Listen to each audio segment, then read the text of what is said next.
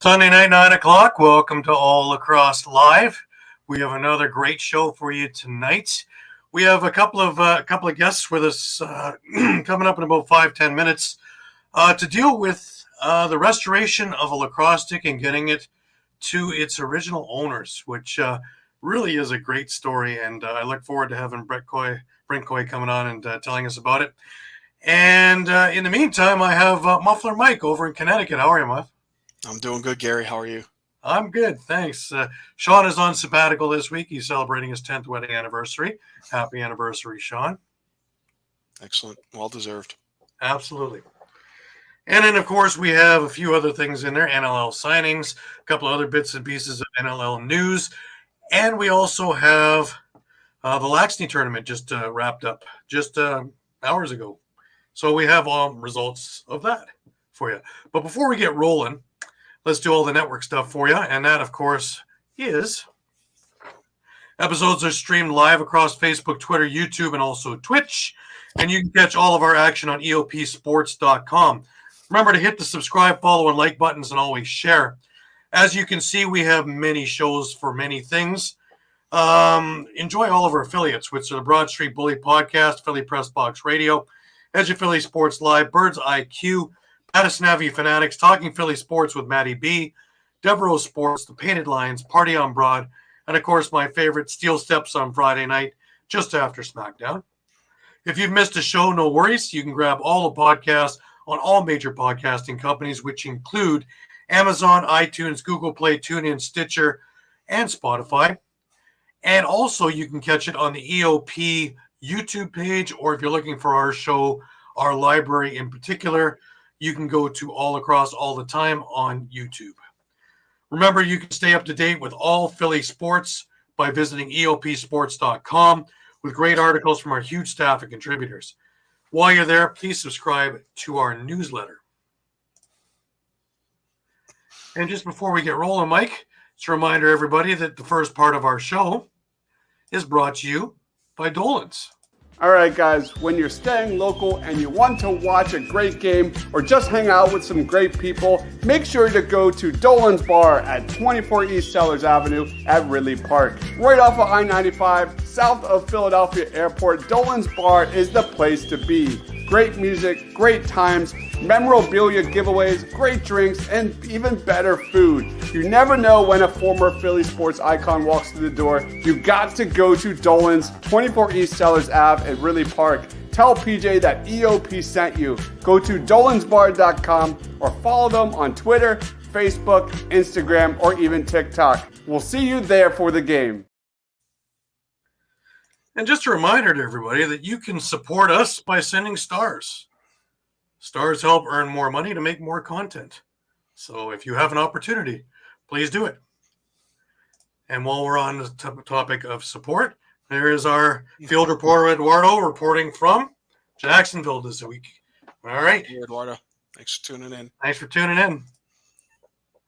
Hey, and don't forget about that Attacking Third podcast either. I believe the Union are in the MLS playoffs. So, and I think they're getting close to 30 years in the league now, and I think there have been 5 or 6 instances where a team that's lost in the final has gone back to the final the following year. Mm-hmm.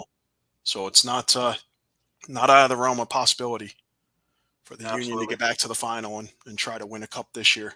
They fell just a bit short last year. So yeah. Well, as you see, Mike, I'm wearing the old orange sweater still. And, of course, that is for Truth and Reconciliation Day. That was yesterday. Though kids were wearing it Friday for school because, of course, they weren't in school on Saturday. I believe that every day should be Truth and Reconciliation Day because there's a lot of things to fix. One Absolutely. day does not do it justice by any stretch of the imagination. No, definitely.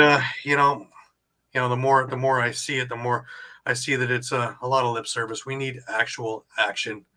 Let's move this thing forward. Not much more can be said about that, really.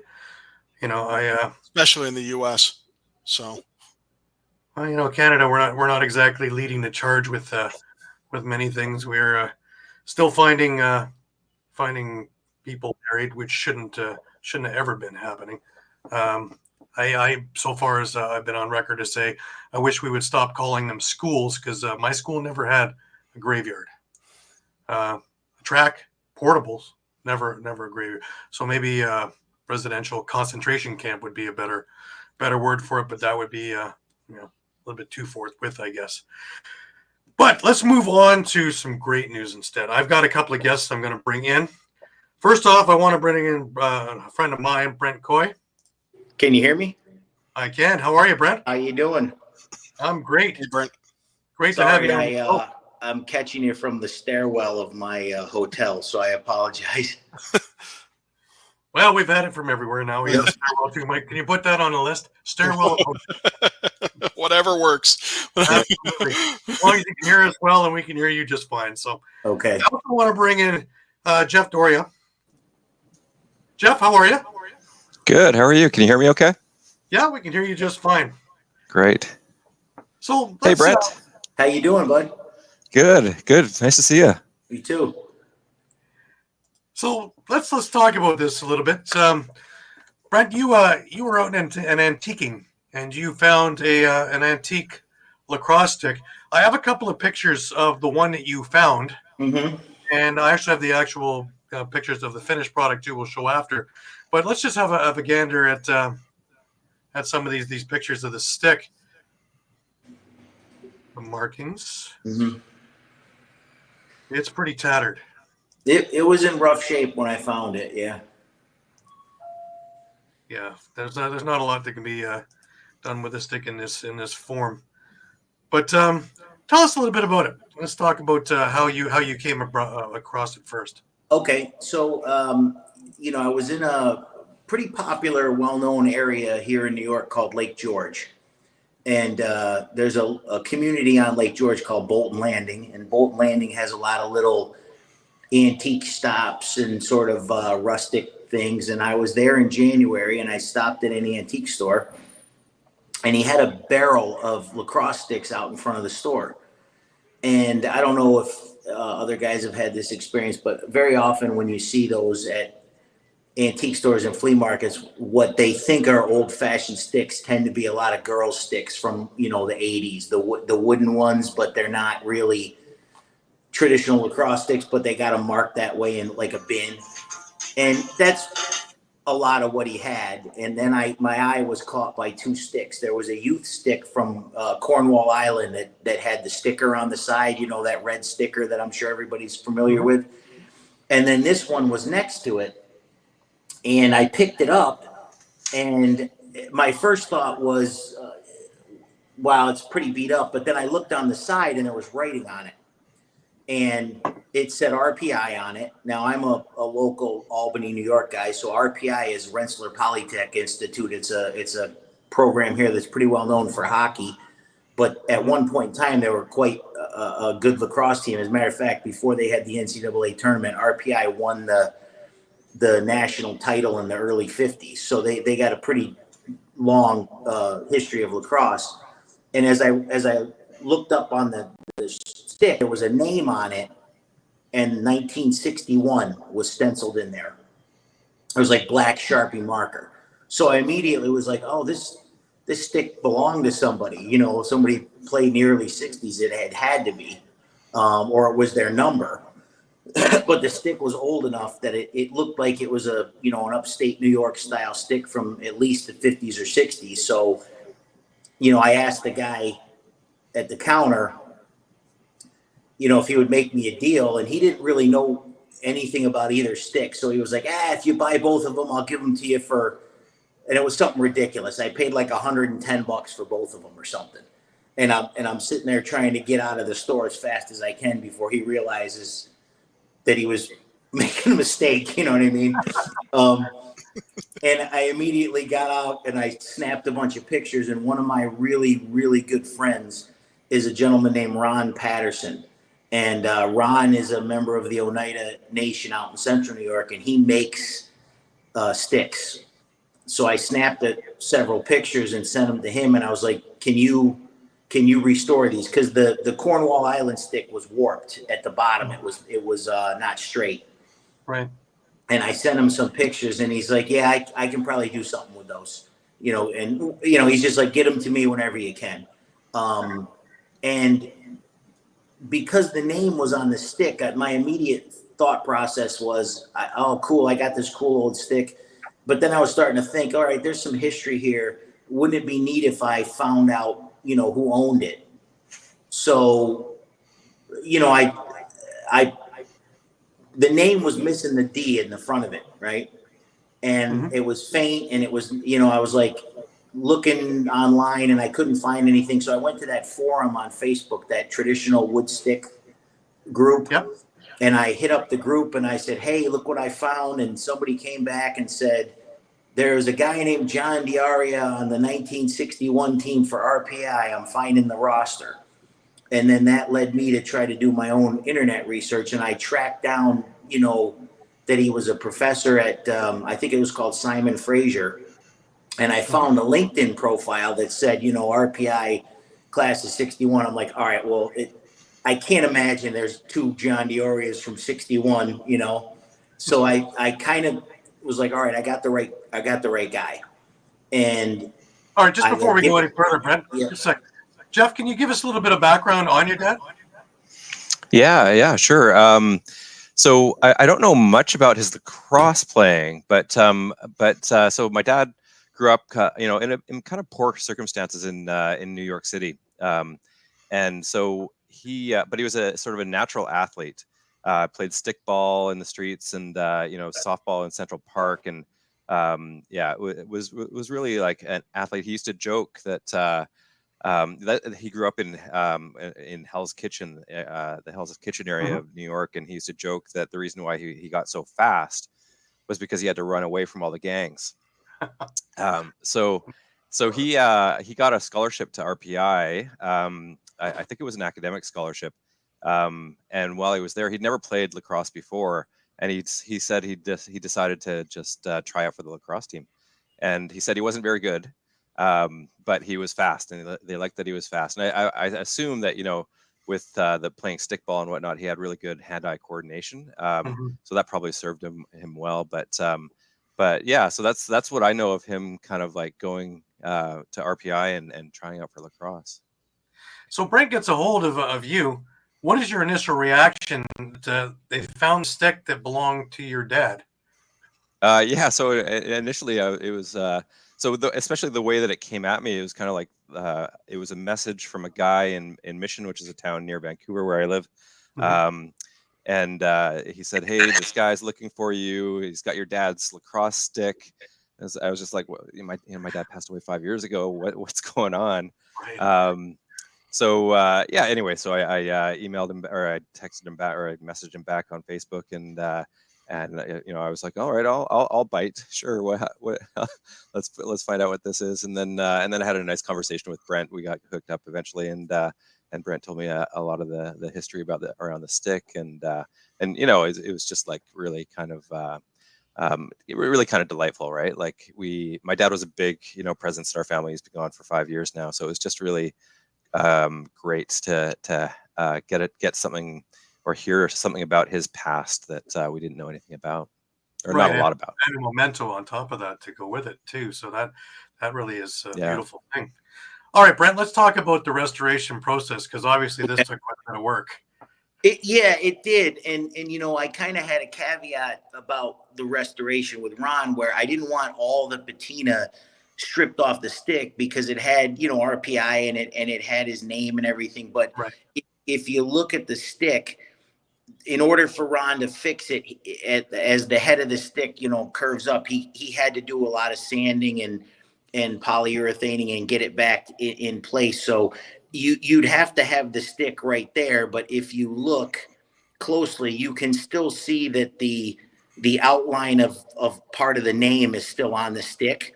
So let's show some of the new ones. Yeah. Well,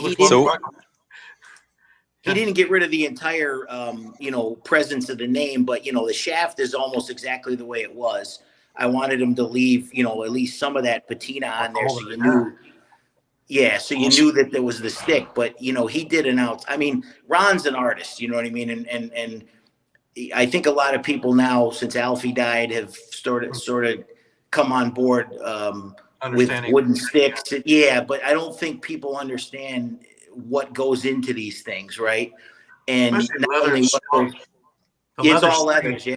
you look at this, and the finished product is this. And to me, that's astounding. That's incredible. It's just And I will refer anybody to Ron. I mean, you know, when you get those wooden sticks and he has to go back in and re-steam them and straighten them and do all that, you know, that's enough of a job. And then I was like, well, listen, I want this to be the way it was in the 50s. So it's got a real gut wall in it. It's got the one, you know, the one shooter across the top that's gut, and it's like, it doesn't look like the same stick, which is part of the reason I wanted them to leave some of that, you know, patina on there so that you could tell it was the one I found in that barrel. That's astoundingly great work, though. My God. yeah. Can I just clarify, Brent? Are you saying that they actually had to straighten the stick and then rebend it again? Well, not straighten it, but if you look at the pictures of the original stick, it didn't quite have that uniform shape on it. It was kind of coming at the top there. It was kind of coming back. I think he steamed it just a little bit to get that bend back in it, but he sanded it and he redid everything and he put the leathers in. And, you know, like I said, he left a lot of that original patina, but he makes them from scratch. So he obviously knows how to restore them. And I was blown away when he sent it back to me because, you know, at that point I'd already decided I was going to try to find the family or maybe the relatives of the family and try to get the stick to them. But you know, you have that when you're getting it back, you're almost like, okay, what's it going to look like? And you have that anticipation in your head that it's going to look like it just came out of the store. And sometimes you'll get it back and they'll be like, well, that's the best I could do. You know, it was all. When I got it back, I was kind of like, holy cow, man, if it didn't have the original patina on there, I wouldn't know it was the same stick. Yeah. Because he just did a phenomenal job on it. You just look at the bend of the stick, and it is in slivers, the original picture, and you look there at what Jeff's got in his hand, and it's incredible.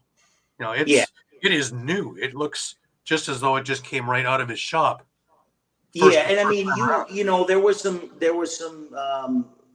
deficiencies in the wood from the age, and there were some splits and things where, I mean, you could probably go out with that and have a gentle throw with it. I wouldn't advise, you know, doing anything beyond that. But when I got it out of the bin, you couldn't have even done that if the pocket was still somewhat intact. It was, you know, it was gonna fall apart, you know. So he did an out.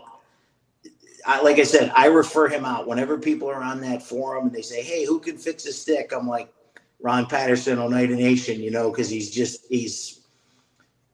I don't want to use this term like overuse it, but I really don't think people appreciate what master craftsmen / artists, the guys who make these actually are. Can I ask you a question about that, Brent? Sure. One of the things that I loved hearing about when we spoke before was the origins of the actual stick. Can you tell me more about that? Well, that particular stick that was your dad's, just from the style, I believe it was probably manufactured somewhere in upstate New York or maybe Cornwall, because that's where a lot of them came from. Being that he was a New York guy, it wouldn't shock me if it was Alfie's dad that made it. In the Syracuse area, but you know, they have to go out and harvest the hickory tree.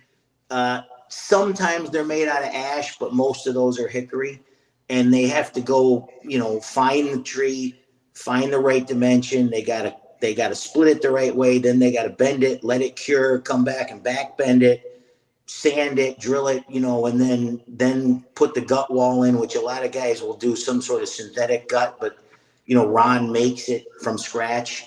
And find the leathers. I mean, it's, you know, it's a year and a half process before you're even going to have a stick like that if the guy decides he wants to do one today. And, you know, that particular stick, when I saw it, there's just, and Gary can probably speak to this too. You know, depending on where you are and where certain sticks are made, you just kind of after a while get an eye for, okay, I got a rough idea where that stick's from. That looks like, you know, that's a Cornwall Island stick. That looks like that's a Tuscarora Patterson stick. That looks like that's well, definitely Alfie. I have two of Alfie's, and they're very they're very, very they're very unique. Yeah. And when I saw that, I was like, that's an upstate New York stick, probably, you know. And then I saw RPI on it, and I was like, wow, I got to grab this, you know. So the stick finally arrived, Jeff. The reaction. Now you have this in your hands. You heard about it. You saw pictures, obviously, of what it was like, or probably as it was coming along. But you actually held the stick. What was the reaction? Yeah, I mean, as you guys are noting, I mean, it's such a beautiful, like it's almost sculptural, right? And to know that my dad was using this in the early '60s when you know, he was like at university, was just I don't know, it's just really nice, you know, and just have felt a ton of appreciation to Brent for the thoughtfulness of you know, finding a beautiful object and tracking the origin. It reminds me a little bit of I don't know if you remember the movie The Red Violin. Yes, I do. Whereas things kind of like artifacts go through time, and beautiful artifacts go through time. And as you're mentioning the patina and everything, it's just, I don't know, it just gives me a little bit of chills. I love the idea just because, you know, if we're lucky, we're remembered for 3 generations. If we're lucky, to have a piece like that can go 5, 6 generations by having it explained. And just the explanation of Dad playing in university and all the other things that went on, it's heartwarming, really. And in this day and age where you don't get a whole lot of really great news and things like that, this blows me away. And for all the effort that you put in, Brent, I applaud you for everything that you've done with this, and all the extra work to have Mr. Patterson, you know, restore it, let alone get it out to Jeff and his family. I think that's just such a wonderful thing that you know, what better way to grow the game than to show this kind of thing, because that's what lacrosse is all about. You know, that's kind of what it was. You know, once I found out that there was a possibility that the person who owned it or their family was still able to be reached, I wouldn't have felt right about keeping it anyway. And I thought, you know, my father was an athlete, although he played baseball. And if somebody came to me now and said, hey, listen, we found your dad's old baseball glove, you know, from his collegiate days, who wouldn't want that? You know, my original fear when I couldn't reach the individual whose stick it was, you know, maybe this guy got rid of that stick 40 years ago and was like, kid, I got rid of that thing when I stopped playing lacrosse. What the heck are you calling me for? You know? So, you know, there was always that notion that, well, maybe it was sitting in a bin in a store somewhere because he got rid of it. But once, you know, we made contact and everything, I was like, listen, if somebody contacted me with anything, right, whether it was a piece of sporting gear or something from a military, my grandfather's World War II, whatever, you know, that was always important in my family, was things that were from the previous relatives and previous generations. So, you know, once I found out, I wouldn't have felt comfortable keeping it. And I was like, all right, we got to get this to where it belongs, which is, if not the family directly, then, you know, I reached out to RPI to see if, you know, they could find out whose it was, and maybe they'd want it for a trophy case. Hey, this was one of your players from back in the day. So one way or the other, I wanted to find a home for it, and it wasn't going to be me, but it was based on what you said. I wish people had more of an appreciation for the past of our sport. And I know that some do, but you know, those sticks and things like that should have a reverence, you know, attached to them that I don't see 100% of the time. So I was kind of like, yeah, this dude, we got to get this stick to the grandkids or the kids or the family, whatever. Absolutely. This thing of it's a fly swatter that we use now. You know, some of that Tupperware, which is machine manufactured, and they put out a bazillion of them a day. And one that is manufactured by hand Yeah. And like you say, the process is a year and a half. I know Alfie's process was about 10 months, but again, it wasn't leather strong and everything. So from start to finish. Yeah, go ahead, John. Sorry, and can you? You mentioned Alfie a couple times, but I don't know Alfie. What's Alfie's last name? I don't know. I don't know that. Alfie Jacks. Yeah. Okay. Alfie Jacks. He just passed away back about the beginning of the summer. Oh. He'd been battling cancer, and him and his dad, for many years, were the guys. To get an Alfie Jack stick is still one of the biggest things around. And Lax Night, which has just finished this weekend, it used to be in Onondaga, where Alfie is from, Mm-hmm. and they would have a stick festival running concurrently with it. And he would have all of his equipment from his shop out there and showing how the sticks are made and how he bends them, and go through the whole process. One of my favorite memories of Alfie is I was able to have dinner with him one night after he got all the stuff back to his shop, and here we are at the Bull and Bear, having having a burger or whatever, and he's just talking about just the process of cutting down the hickory tree. It had to be near the root, and it had to be because there's a part that was too tough on that tree that they couldn't bend it, they couldn't do anything with it, and to find it, to cut it, to cord it, and every piece of that tree went to use. The true native tradition, nothing goes to waste. So if they're not using it, the shavings go into the steaming, and they use everything. And the process for that particular type of stick was about 10 months, and he had many. His workshop was full of partially things that needed to get strong or needed to get this or whatever. So it was a continual thing. And as he got older and a little bit not at 100%, it was to a couple of hundred a year that he would be able to make. And I'm hoping. Well, I was just talking with Dan Boyer last night about it, because he was good friends with Alfie as well, and we're wondering who's going to take over. I'm hoping it doesn't just go and that's the end of that, because that workshop was incredible to go over. Yeah, I don't think it will, because I believe he had some apprentices. Mm-hmm. Alfie trained a lot of guys, and he has a young kid that he mentored for 10 years. I'm pretty sure Ron, studied at Alfie's side at one point.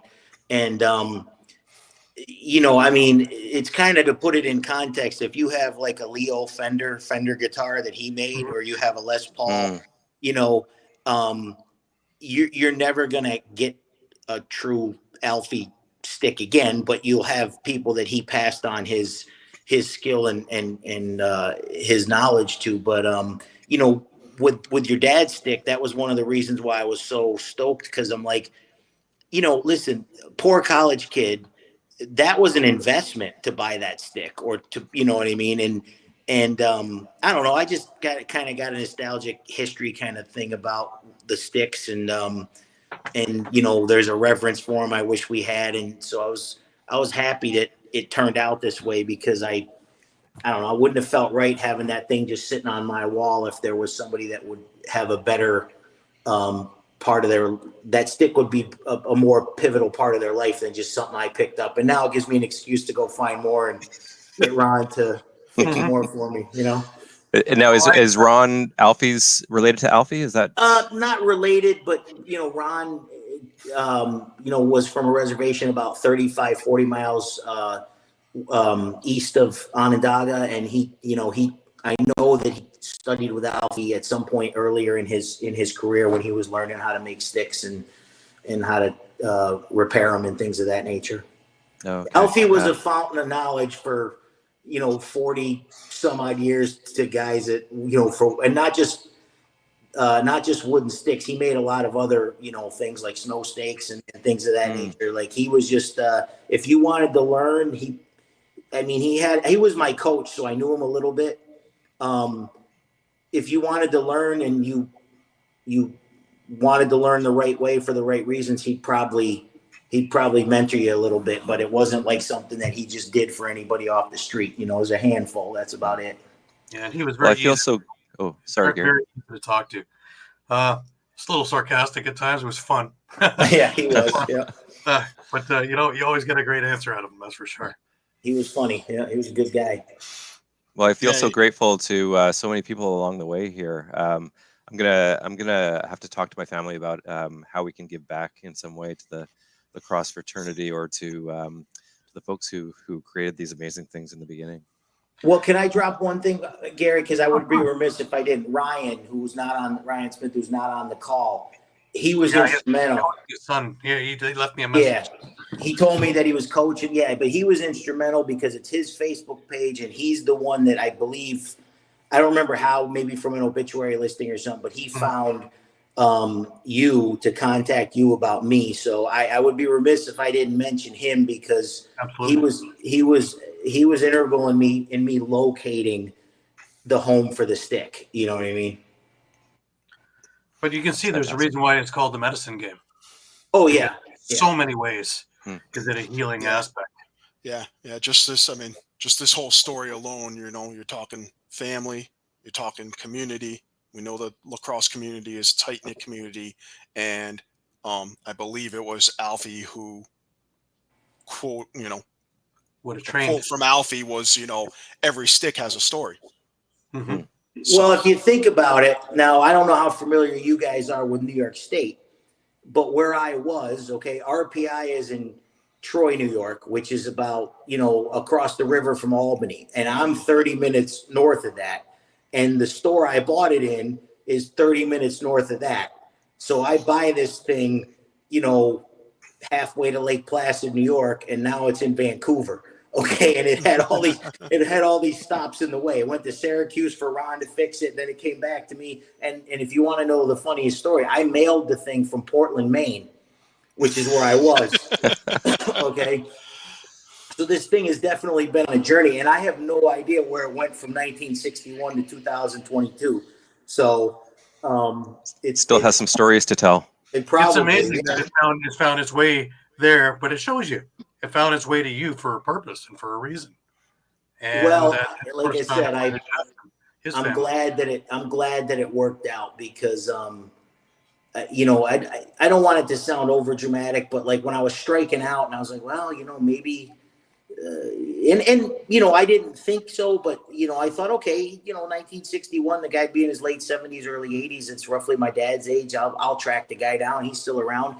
And I was striking out when I went to that forum to say, hey, I'm trying to locate the home for this stick. You guys were helpful tracking down the name a couple months ago. Anybody got any ideas? Let me know. And then, once we located the family, then it was almost like I was on pins and needles. And I understand the trepidation Jeff had because he's like, who the hell is this guy contacted me? You know what I mean? And once I found out, okay, we tracked down the right people. This is the right guy. Then it was like a butterfly in the stomach thing. I'm like, listen, I got to get this thing over there. I got to get this thing to them. I got to get it in their hands, And so when it finally panned out and I got the thing packed up, that was the other big lump in my throat. I'm like, I don't want this thing getting all beat to hell and shipping.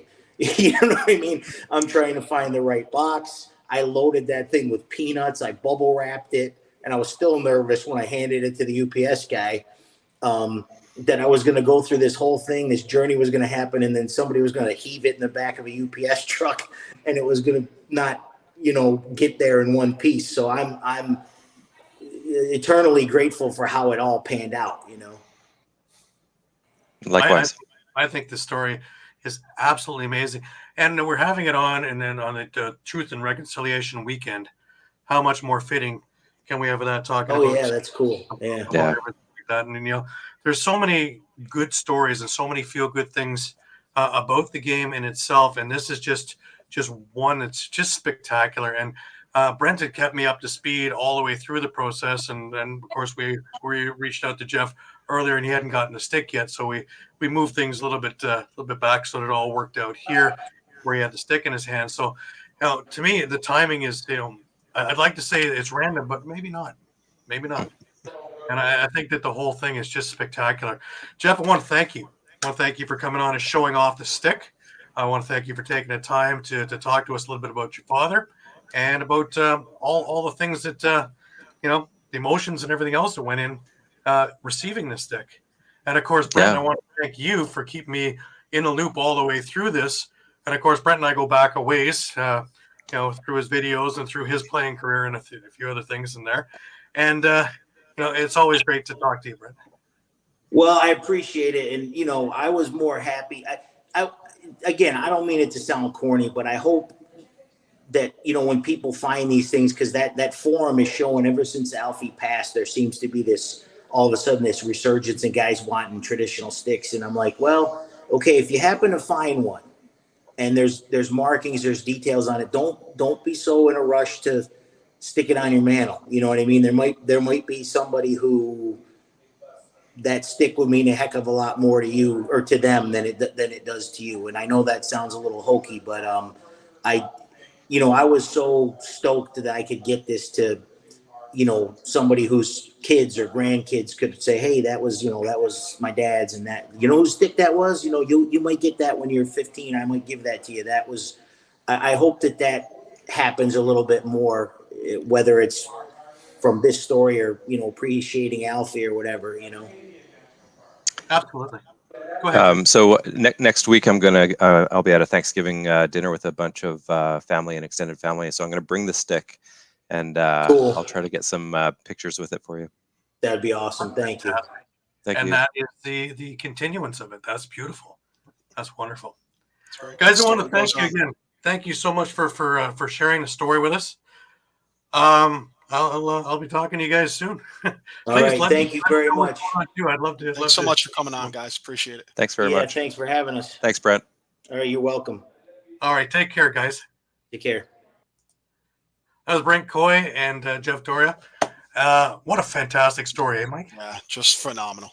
Just and I mean, obviously, it was tragic and sad, Alfie's passing, but I think one sort of good thing, for lack of a better word, to come of it, I think is the resurgence that Brent talked about, and just knowing that that he had apprentices, that there are other guys like Ron Patterson out in Oneida Nation, and likely, I'm sure there are stick makers in the other members of the Confederacy,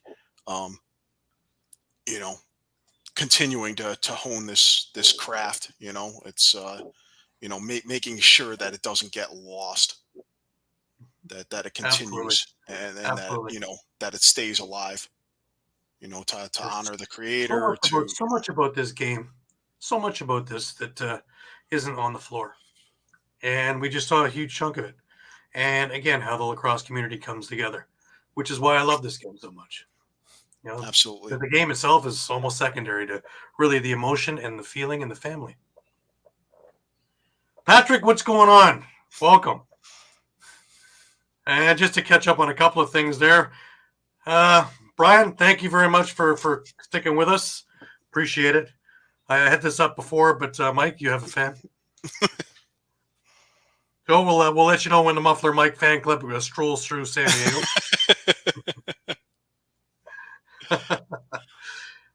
And Dave, you had a big day today, Dave. Beat up on the Patriots, Dave.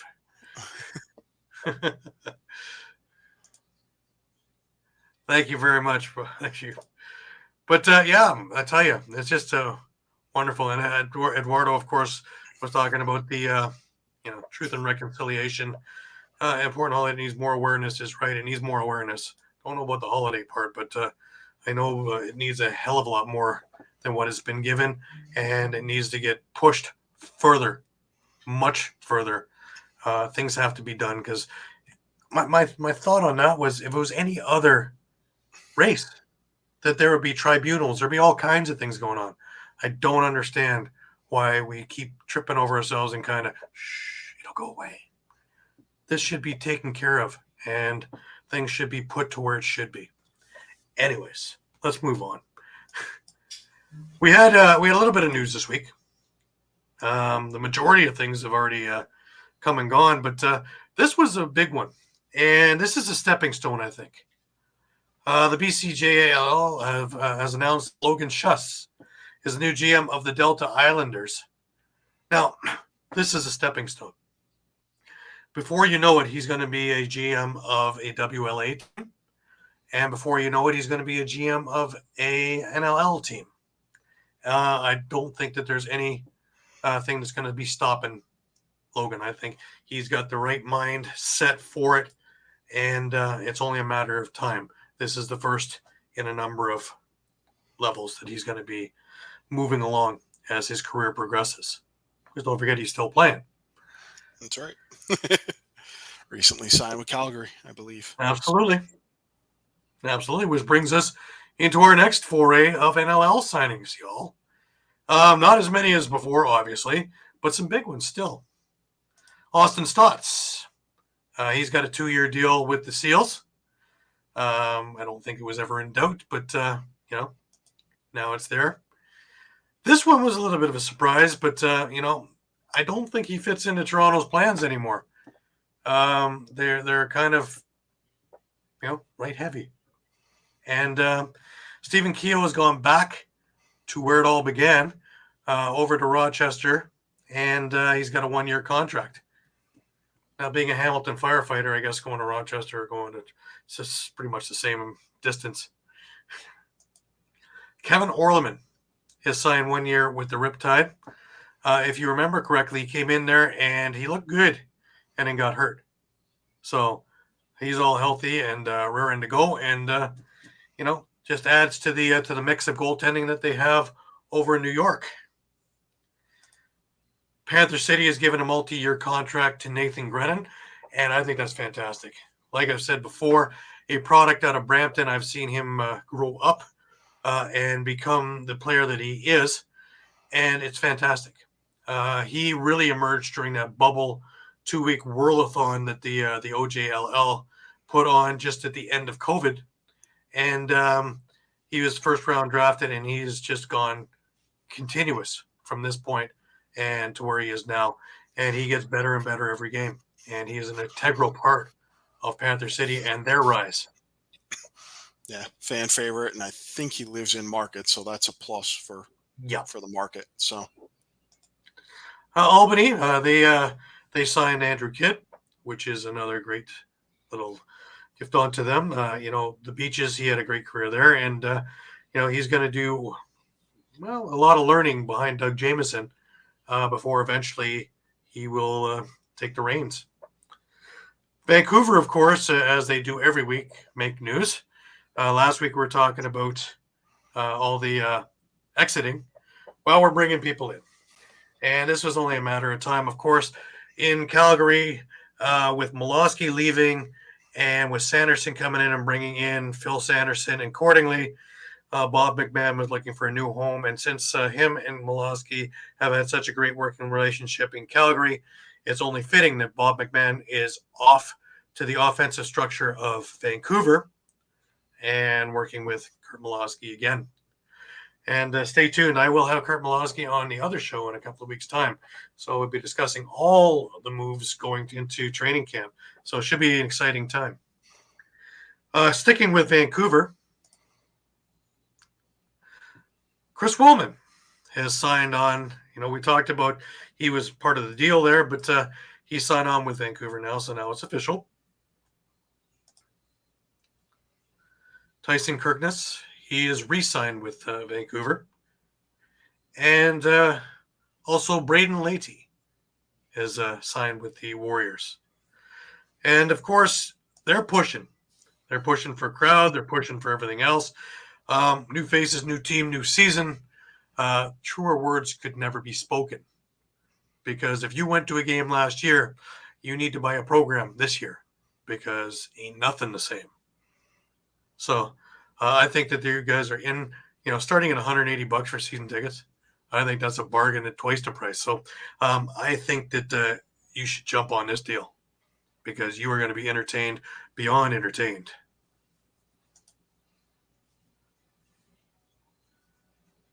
Eduardo agrees about Logan.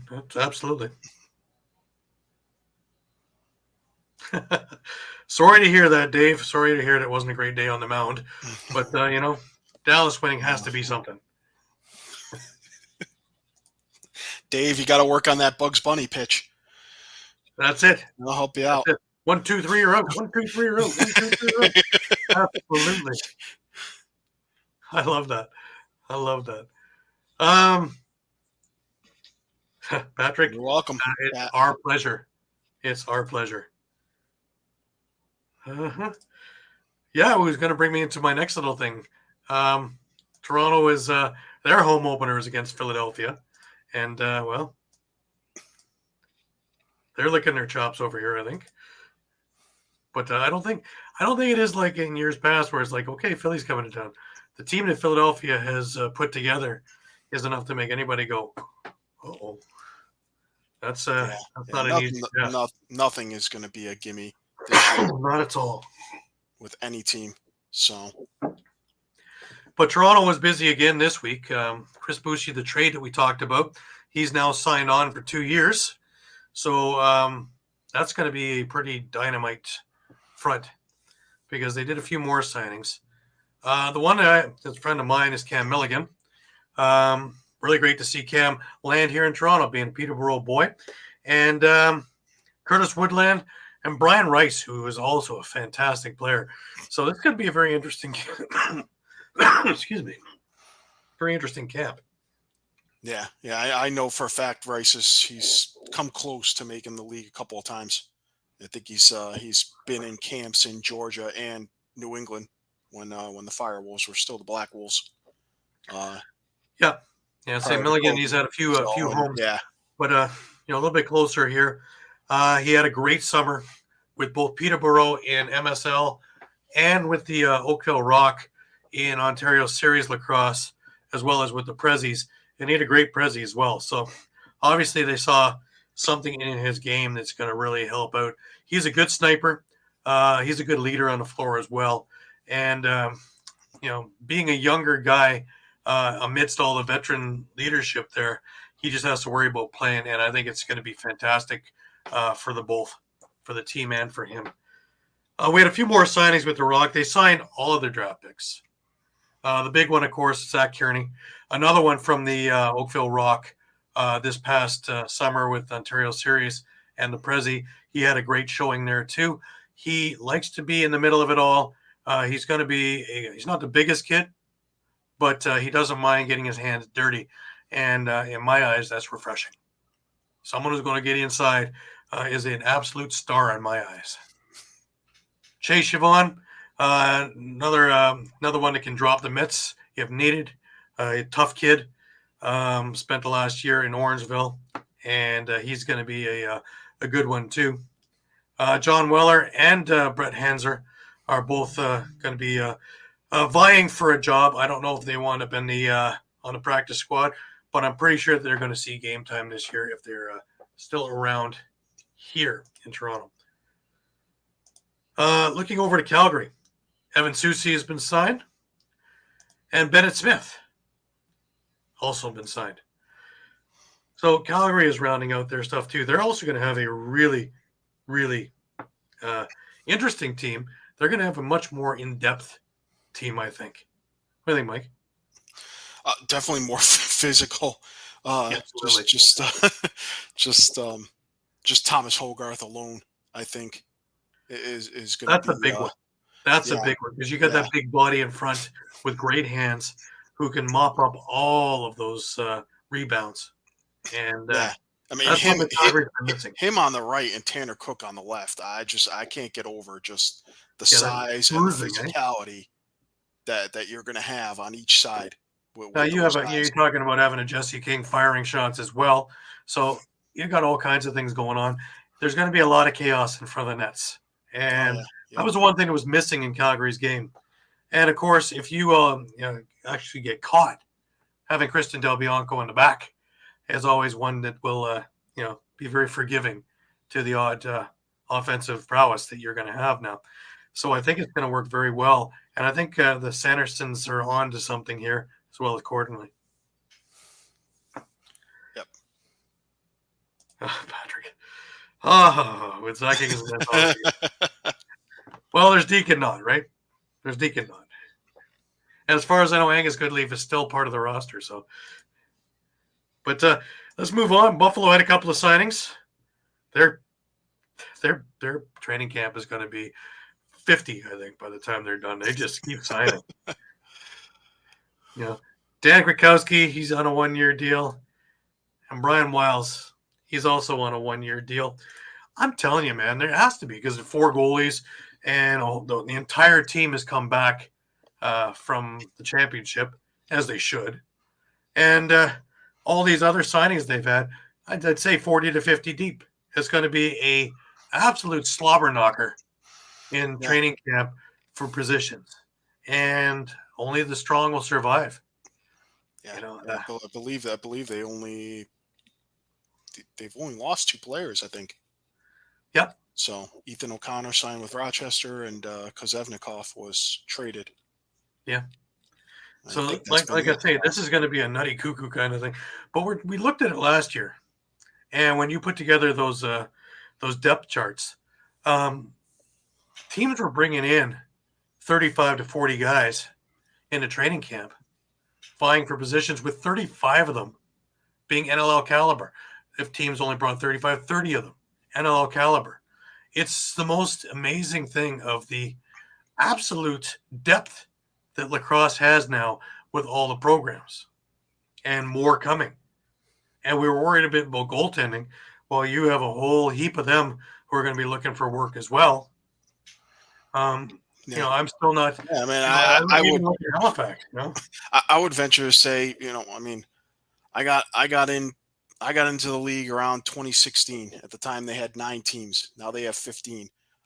It's just as hard, in my eyes, to crack a lineup and a roster as it was 6 years ago, 6-7 years ago.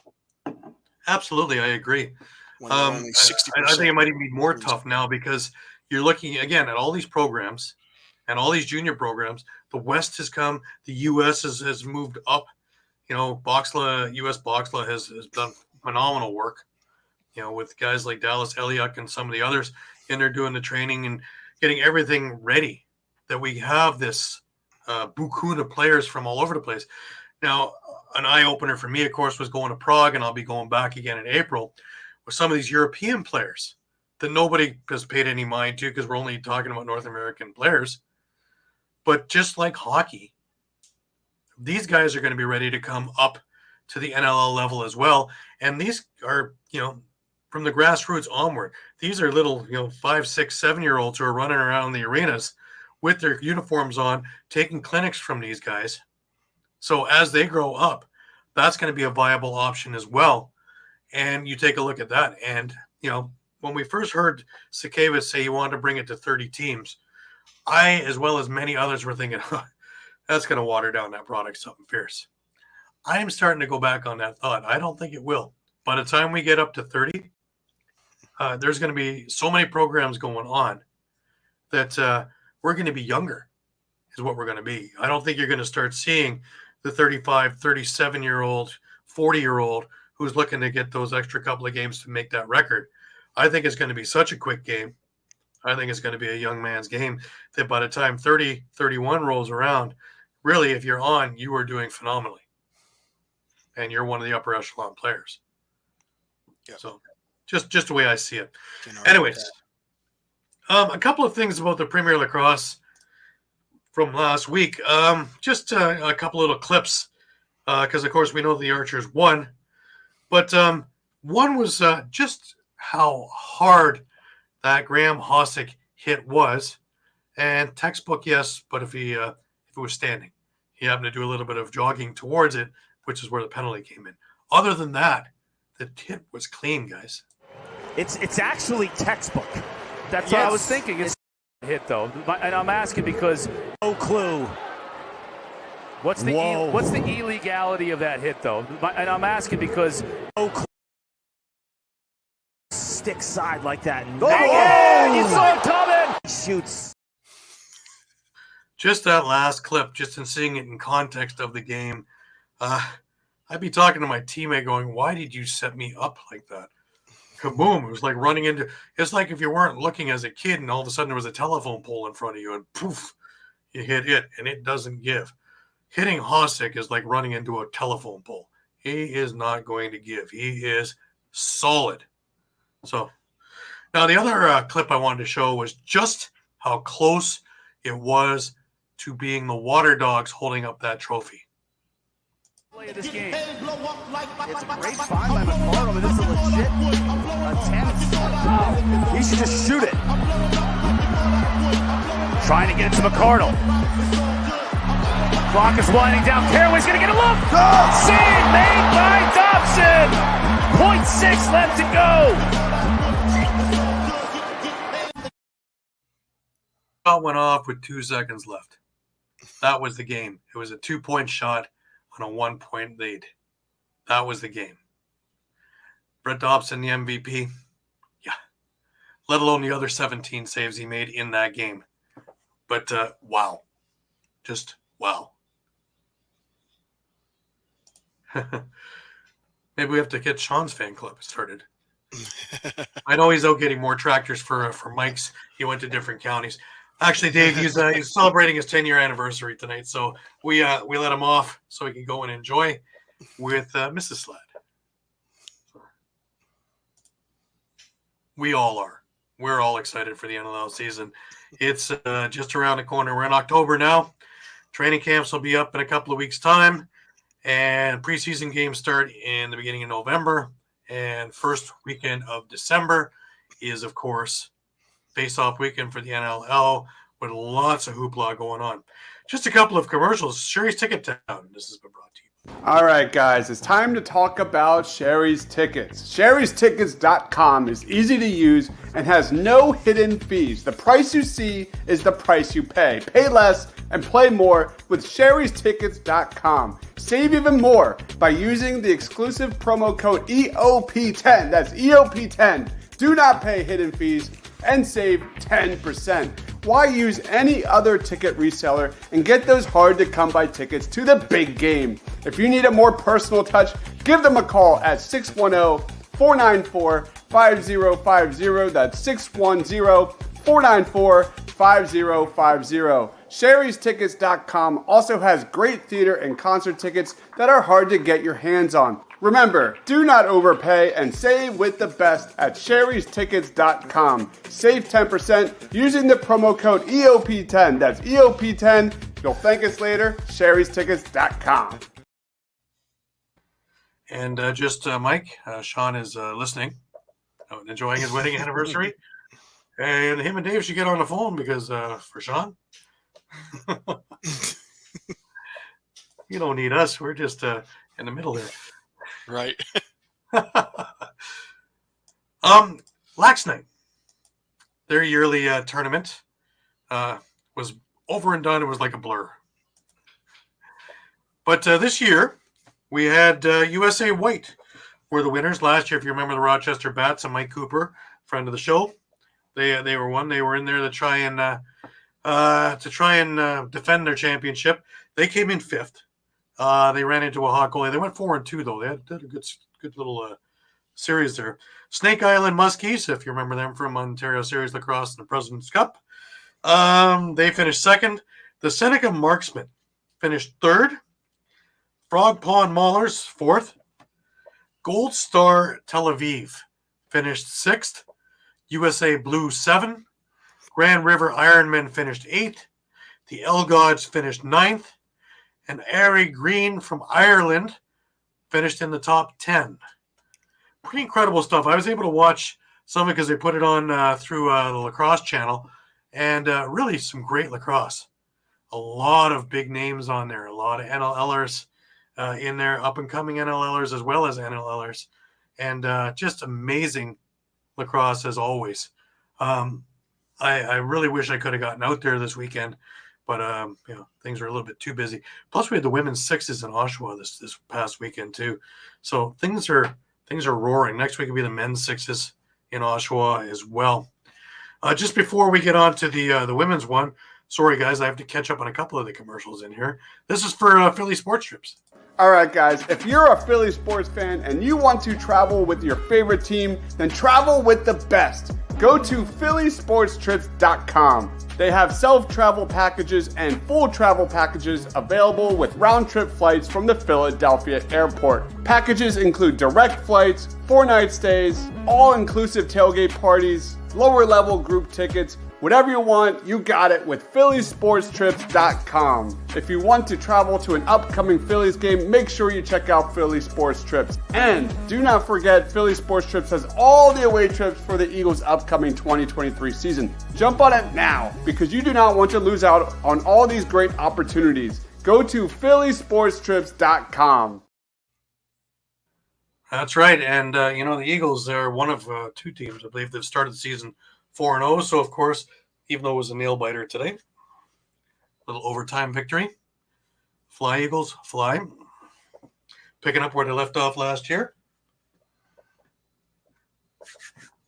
The women.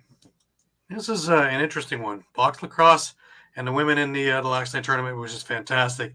The BP Lawyers, which could have been substituted by calling them the Canadian national team, with, this new on there, having Erica Evans on there as well as a bunch of others. They wound up winning.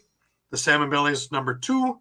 The Haudenosaunee Nationals. This is the first time ever that they've had a team that has been sanctioned to play in one of these tournaments. And they finished number 3. Another fantastic bit of news on this particular weekend. Awesome. WBLGN finished 4th. Team Israel finished 5th. Mavericks finished 6th. Tri-City finished 7th. And Team Erie, again, Ireland, finished in the top 8.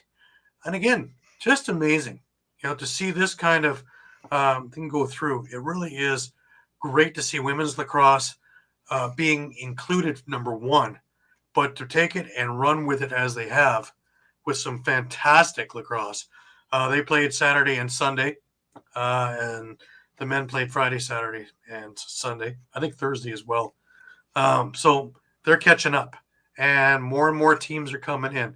So this is fantastic news, because remember when we had Michelle Boyer? If women's lacrosse catches fire like it should, we all win. There's just that much more great lacrosse to watch, and that much more in the way of jobs for people doing things that they just love. So to me, it's just a win-win. Support them. Support them. And if you are traveling to some of these places and wind up in a bit of trouble. All right, guys, let's talk about Cherry Law Firm. If you get hurt at work in a motor vehicle accident, personal injury, or affected by criminal law, you got to call David R. Cherry of the Cherry Firm. Call 610-565-0300 or go to cherryinjurylaw.com. Let David R. Cherry fight for your rights. Again, that number is 610-565-0300. That's 610-565-0300 or go to cherryinjurylaw.com. Let David R. Cherry fight for your right. Mike, I was looking, and I've seen comments that, The Rock, they don't like first-round picks. That's why they always trade them away and blah, blah, blah. It's funny, talking with Jamie Dawick at the NLL Hall of Fame dinner as well as at the draft.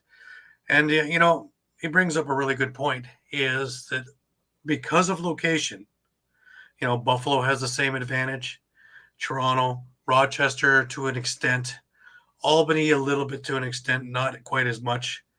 But because of a lot of players that live in the surrounding area, you really don't need to worry about a first-round pick, because you can get somebody else's as a free agent. Hence Mark Matthews, as well as some of the others that have come through over the years.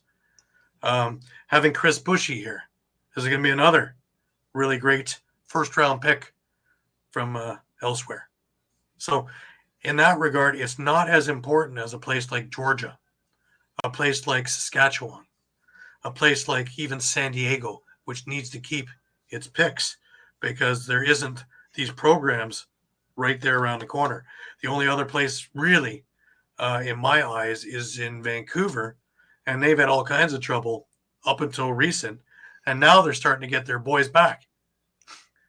Matt Beers, Kevin Crowley, and all these guys who were all first-round picks in their draft classes, and still young enough to make contributions. So again, it's about location.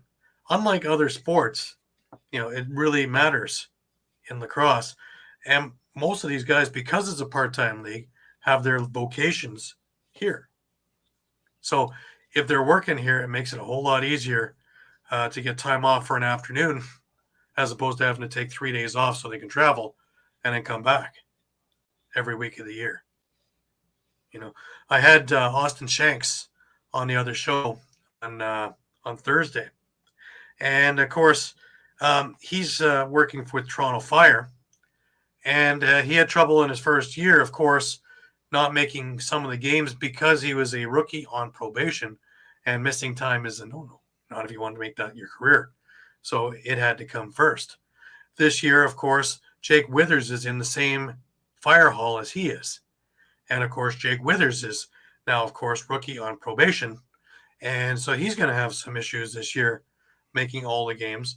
And that's just part and parcel of being, in a part-time league. And luckily, there's a number of first responders in the league, and they're able to reach out. I know that Austin had mentioned that he reached out to the Dawson brothers a lot as he was going through everything and getting hired on how to do things and how to go about things. And, you can't get better advice than from the Dawsons. Simple.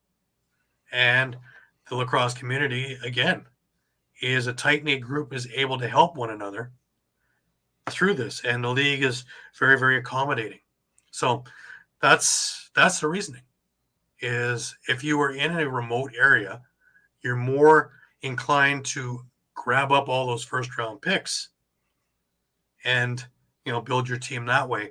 Whereas a team like Toronto or Buffalo can go to the free agent market, or Vancouver for that matter now, and build that way, and then supplementally take second-round picks and, maybe find that diamond in the rough in the third round and work that way.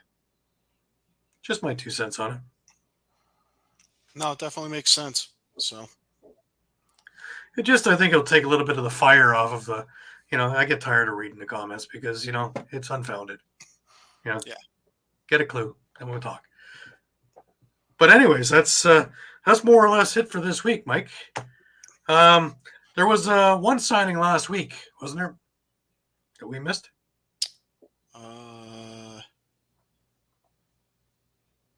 Probably.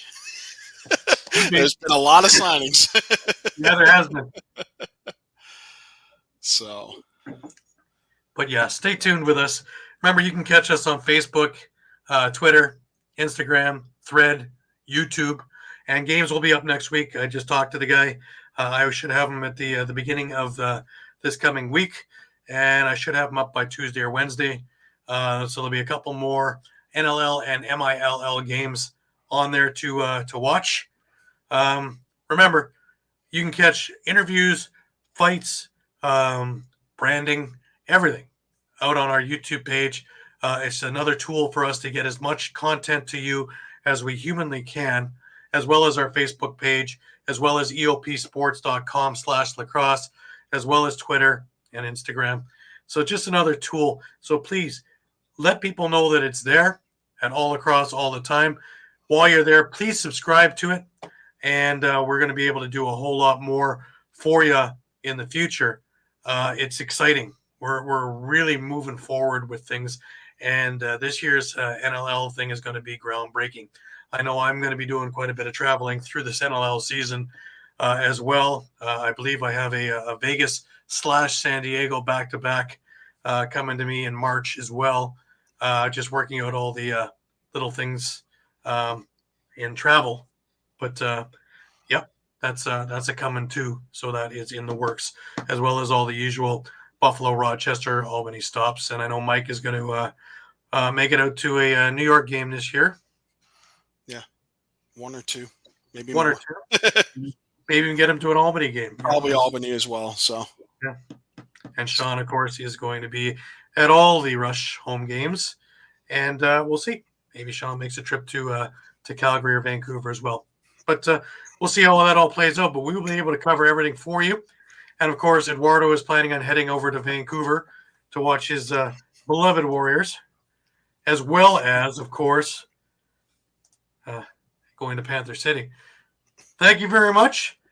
Take care. Great to have you, Brian. And just to touch on the content that you mentioned, we are going to be starting up this week with our Team Outlook articles. So stay tuned every Tuesday and Thursday. Check us out on the Edge of Philly Sports website, on Lacrosse All The Time. And there's confirmation. Shawn will hoping to make a Calgary game. That's awesome. That's awesome. We have your bases covered. Remember, we have our finger on the pulse of the situation, and come back to us 3, 4, 5 times a day on Facebook, on EOP, on Twitter, and on Instagram, and we will have up-to-date news for you continually. Because remember, on these sites, we have news, interviews, reviews, recaps, you name it, we got it. And our team is second to none. And we are more than happy to serve. And I believe we'll have a special guest on every Sunday this month. Yes. So. Yes, next week we have Johnny Meridian. He is going to be talking about some Philly stuff and some old Toronto stuff from way back. Of course, being part and parcel with the league, he was also part of the Buffalo heyday in the 90s. So we have lots of story, and Johnny's fantastic. Great storyteller, and can't wait to get him on the show. And the week after that, of course, we have Curtis Conley. We'll have Curtis Conley of the New York Riptide. Yeah. And then the week following, I believe we have Colton Watkinson of the Albany Firewolves scheduled. So awesome. And it's going to be a fantastic month, and that'll lead us right into training camps. And then all the fun begins. So stay with us continually, because we're going to have everything for you. We're going to be the cutting edge thing. This is going to be your source.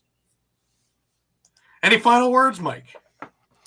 I'm just I got an Outlook article to write this week, so absolutely, that's my big assignment, and I got to get working on those depth charts. Absolutely. A lot of me personally, I just want to thank Mike. I want to thank Shawn for all their hard work as always. I want to thank Eduardo, and I also want to thank Pat for their hard work as well.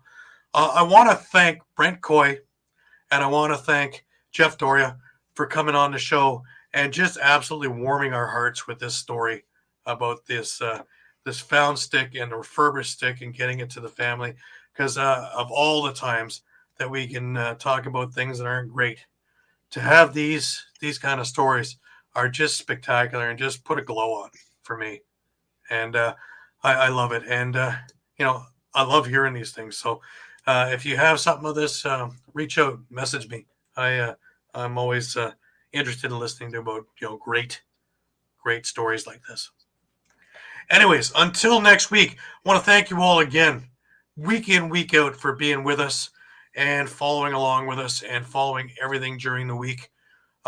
We can't thank you enough. And again, next Sunday at 9 p.m., we're here for you at All Across Live. Until next week, be well, keep your stick in your hands.